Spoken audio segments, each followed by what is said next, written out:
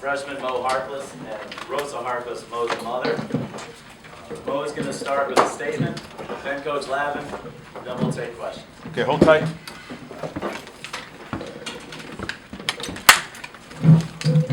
It's been my lifelong dream to be able to play in the NBA one day, and I'm real excited to have the opportunity to make this jump. You know, I want to thank all my teammates and coaches and everyone at St. John's who helped me this year, especially Coach Lavin, Coach Katie, Coach Dunlap, Coach Rico, and you know, they've been Coach Charles, everybody. You know, they've been there for me the whole season, and we've been through a lot this year, and we developed a bond like no other. You know, like. And I know if all of us keep working hard, everybody on the team, and I'm pretty sure the players on the team will have the opportunity to make the same jump. And I believe this is only the beginning for Coach Lavin at St. John's and the legacy he will leave.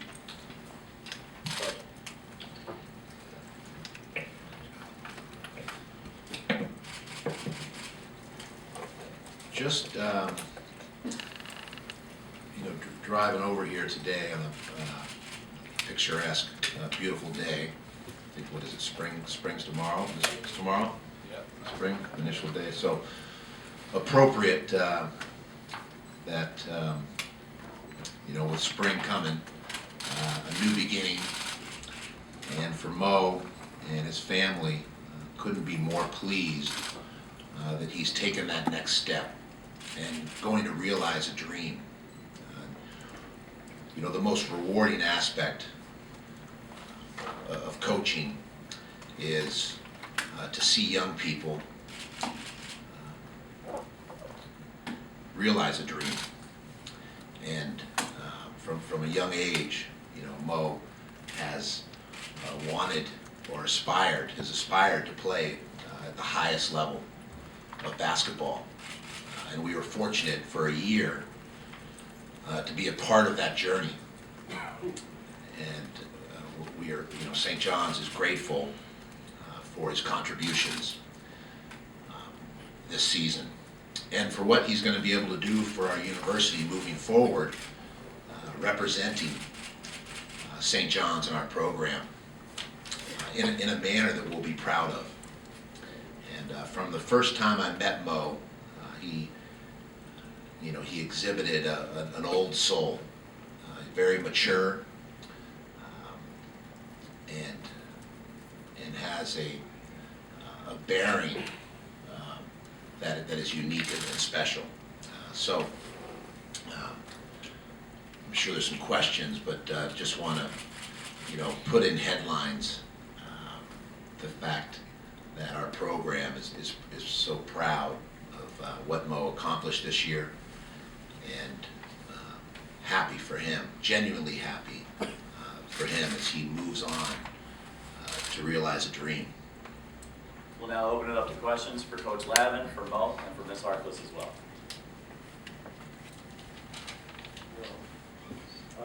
Everybody was a player 10 years ago. Omar Cook was, I'm sure, the NBA didn't have it. It was no guarantee there's a whole draft. There's a very deep competition here. So you talk about perhaps some of the risk involved here, and Sure. Cook Valley might give up an education as well in the process. Absolutely, sure. Yeah, so, and I've, been in the business now 25 years, and so what I try and bring to the table, both during the recruiting process, during the time that, during the recruiting process, during the time that they're at St. John's, and when they're considering taking that next step, what I try and do is bring a perspective, because of being in this business 25 years, and also be a vehicle or a vessel for gathering accurate information. Because, ultimately, you want Moe to be able to make an informed decision. And, because of the experience of having been through this a number of times with a range of players, someone like a Baron Davis, who was the third pick in the draft, who left after his sophomore year, or Jerome Moiso left after his sophomore year, was the 10th pick in the draft. To players that chose to leave after giving them the information, and they weren't even drafted, like Jerron Rush. And a number of kids who stayed 4 years, like Earl Watson, Dan Gazaric, Matt Barnes, Jason Capono, that are still playing in the NBA. So, you know, Moe was very deliberate with his decision-making process. He exercised critical thinking skills that any parent or coach would be proud of. And ultimately, after looking at all the information and taking, other people's perspective, he made a choice that he has confidence in, and he has a conviction about the fact, he's ready for that next step. And, there's one point, where we had some healthy dialogue, some good exchanges, which I think is how you arrive at a better decision. And I could tell through our banter that he had the clarity that you need to have if you're going to continue on this path or journey and have success. And I don't know if you want to answer that too. My opinion on that is, as long as you work hard, just like when teams watch you work out, everything, as long as you go hard and you have a good workout, then I feel like there's a possibility you could move up or you can go down in the draft. So it's all on me now, how hard I work or how well I do in workouts and everything. So I think I'm confident that I'll do a good job. And he just one thing to build on. His mother, naturally, wants him to continue his education, and similar to the, I refer back to UCLA because I spent 12 years there, and had a number of players drafted. They came back each summer and would knock out a couple classes, and then next thing you know, they're getting their degree. So he's degree oriented and motivated to continue to work towards his college education. And I know his mother, who's a tough cookie, would expect nothing less in terms of him continuing to try and get his education. But he feels he's at a juncture or an intersection here, coming off a very strong season, that he can help himself and his family by taking that next step.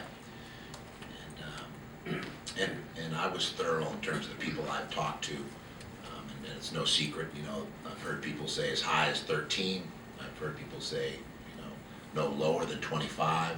So there seems to be, somewhere between 13 and 25, and that comes back, as Moe said, to performing well in the workouts and how he does in the interviews, which I think he'll excel at. Because he's so skilled and he's such an impressive person when you sit down and talk with him and engage. He's, as I said, very mature, very articulate, very bright, very thoughtful, and has a humble way about him. And yet he's a real talent. He'll be a real asset for whichever organization picks him up. Well, it just goes with the draft. It's not just college players that we've got to see when we're watching him watch. It's also players from all over the world. Some of them we don't hear about. It's like we before the draft. Yeah. So it's a very wide pool. Absolutely. And we, at one point, we talked about, if you were, because sometimes a player has a particular strategy in terms of where they want to be drafted. That's different. There's between being ready to take that next step, and with Moe, we talked about the possibilities because I was an NBA draft analyst for 7 years for ESPN. So in addition to coaching for 15 years and having a number of players drafted, then I also worked as a draft analyst, and so I've been here at MSG on draft night and seen kids that expected to go in the lottery or somewhere in the first round, and then deep into the second round they're still not drafted. So that's another conversation that we had. If you're 8, 18, 28, or 38, does that change your thinking? And in Moe's case, it didn't. And that, again, was the clarity in terms of him just being ready for that next step or chapter in his life. And you have to respect that as a coach. I can give him my perspective on things, and I just want him to consider the composite view from the upside to the downside, And then ultimately, he has to make that choice. It's his life, similar to recruiting, when you try and present your school, and the strengths of it, and then ultimately, a prospect has to decide between UConn, St. John's, Kentucky, Duke, UCLA, or another school. So he's confident and has conviction and purpose in making this choice.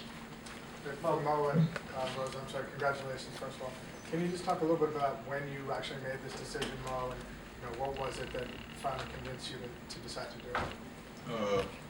At the end of the season, I've had numerous talks with my mom and Coach Lavin, and we came to a conclusion in like the past couple of days. So, and that's pretty much when I made my decision. Well, you played a lot of 4 and some 5 this year. A lot of people project you as a small forward in the NBA. Do you feel like you'll be making a position switch, or do you feel like you'll project as a power forward? I feel like it's not really a position switch because that's what I was doing before I actually got to college. And in college I had to adjust because of the conditions we were playing under. But in the NBA, I wouldn't mind playing some 4 or some 3, whatever I can do to contribute to a team is what I would do. And how much did the fact that the team was a little undermanned this year, some guys didn't make it in with you to school, how much did that impact your decision because you were called upon to do so much in D'Angelo? I think it gave myself and D'Angelo a lot more exposure, and it kind of helped me out as far as being seen to be able to make this decision. Moe, you could have been part of a resurgence here at St. John's going forward. Did that make the decision difficult for you? Yes, definitely, because not only am I missing out on that, I'm leaving my brothers that are on the team now at St. John's, and that's always hard to part from what you call a family. And those guys are real supportive of me, and I'm pretty sure Coach Lavin will do a great job with those guys next year, as well as the new recruits he's getting. Well, how much did you talk to the other guys in the team when you were coming to your decision? We talk every day, We still go into the gym and play pickup, so we speak every day about it, and I've been talking to them throughout the whole thing. What was their input? They were just really happy for me, but at the same time, it's kind of bittersweet because, they want me to stay and be with them, but they also want me to be able to fulfill my dreams. Will you start the process of hiring an agent? I haven't really given it much thought. I'm gonna start thinking about it soon. I don't know when I'll hire an agent. I'm throwing my name in the hat. I want 3%.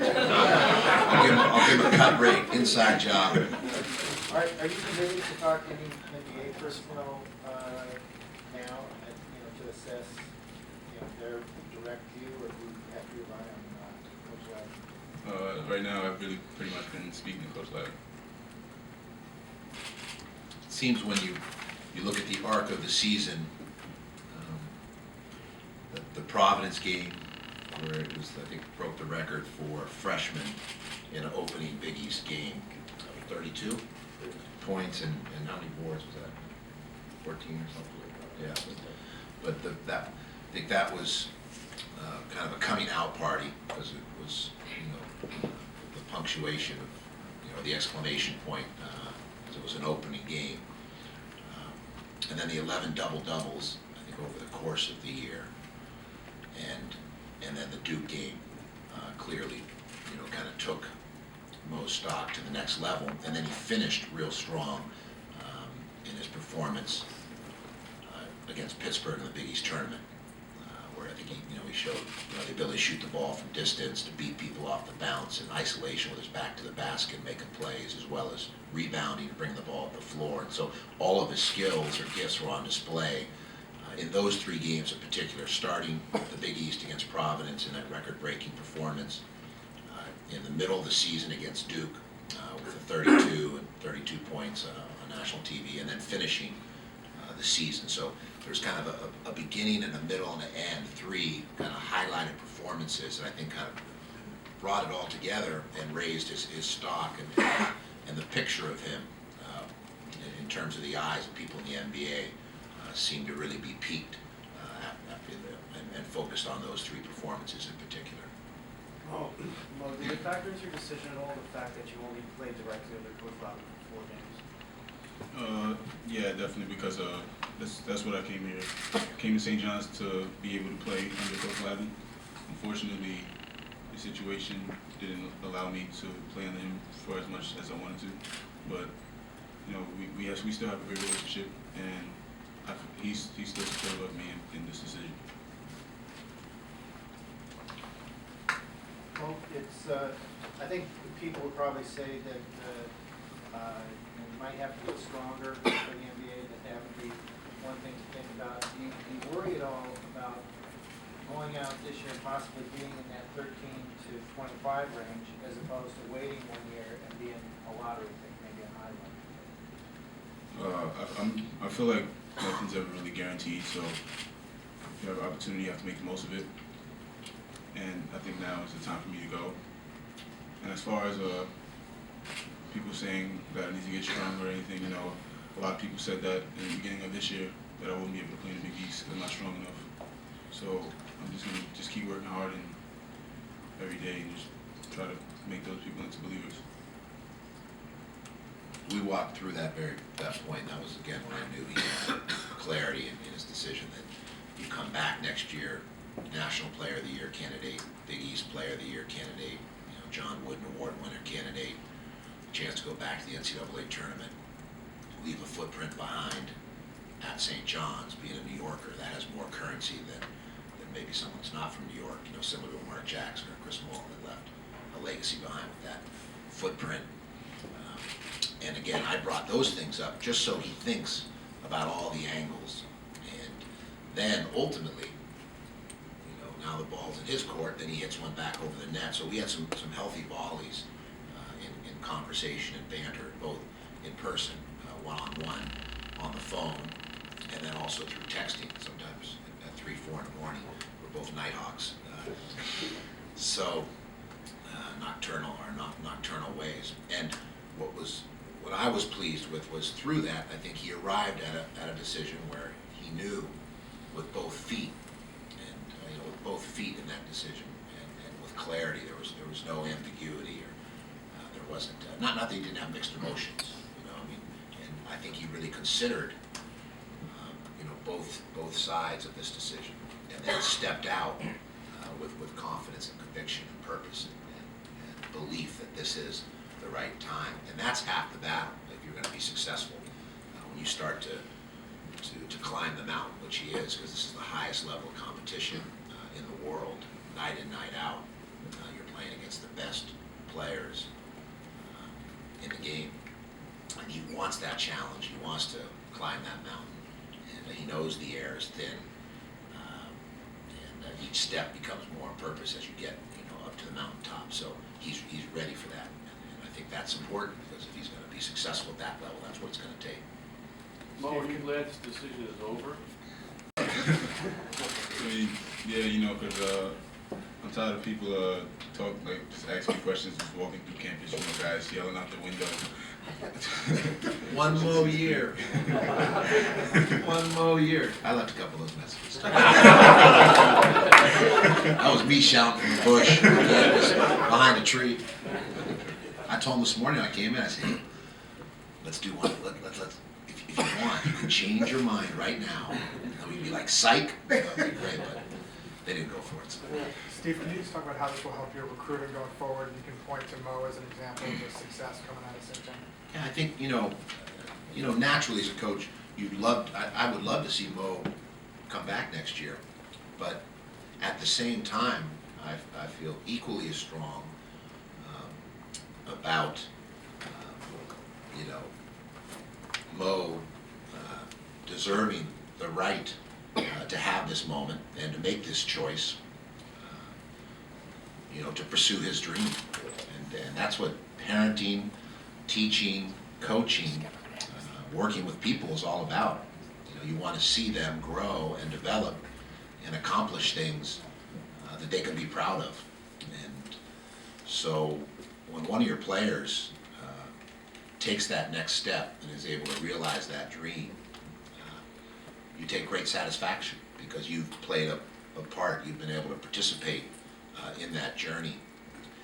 And, I can tell you about every single one of my players, not just in basketball, but go right down the list of every player that's ever played for me, from a Sean Farnham, who's now an ESPN analyst, to a Jason Flowers, the head coach at Cal State Northridge, to a Cameron Dollar, who's the head coach at Seattle University, to Earl Watson, who's in his 11th year in the NBA, to Baron Davis, who's in his 13th year in the NBA, to Trevor Ariza, who's in his 7th year in the NBA.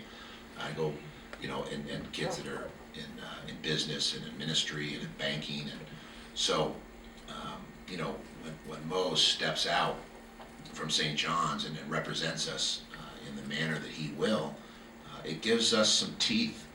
It gives us evidence. It's Exhibit 1A or Exhibit 1 or 1A in terms of, if you come to St. John's, great things can happen. And in Moe's case, it was a shorter stay, but he's going to be the first player drafted in, 10 years? Since 2002? 2001. Since 2001, so 10 or 11 years. And has the chance to be one of the higher drafted players, and even probably more years than that. So,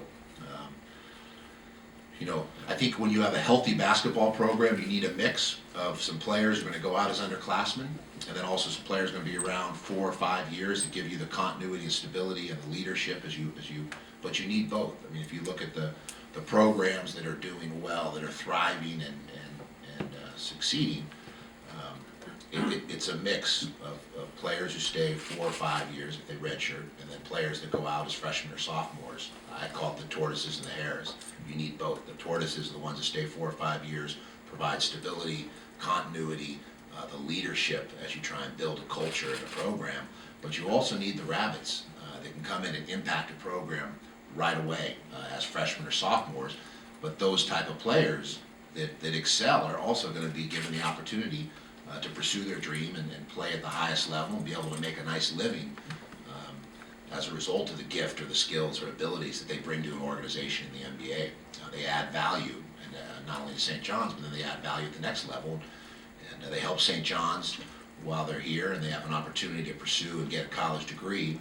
And then they also ultimately want to play at that highest level. So I think Moe is an example of someone that came here, knocked it out of the park in his freshman year. And naturally, we both wish that we could have worked together, but because of my health condition, that didn't happen. I naturally wish we won more games and that we were playing this weekend in the NCAA tournament instead of being here having this press conference. But that wasn't the situation. And what we're going to amplify is the positive of Moe being able to pursue that dream and play at the next level. And I think he has a bright future ahead of him. As I've said before, he's, when he's the most well-rounded player that I've coached at this stage. In other words, of every player I've coached in my career after their freshman year, he's the most well-rounded player. Baron was a tremendous talent, but at that point, his free throw shooting, his jump shot needed quite a bit of work. And even after his sophomore year, he came back from a knee injury. There were still elements or aspects to his game that he needed to improve on it. And Moe knows he has to elevate or enhance every aspect of his game. But he's the most well-rounded player in terms of being able to influence the game at both ends, in terms of the skill set that he possesses for a player his size. And that's what also makes him unique, is that, 6'9", 6'8", 6'8 and a half, 6'9", he hasn't tapped out yet in terms of his growth. He's only 18 years old. And that's one of the things when talking to NBA people that came up quite a bit was that, he did this and he's 18.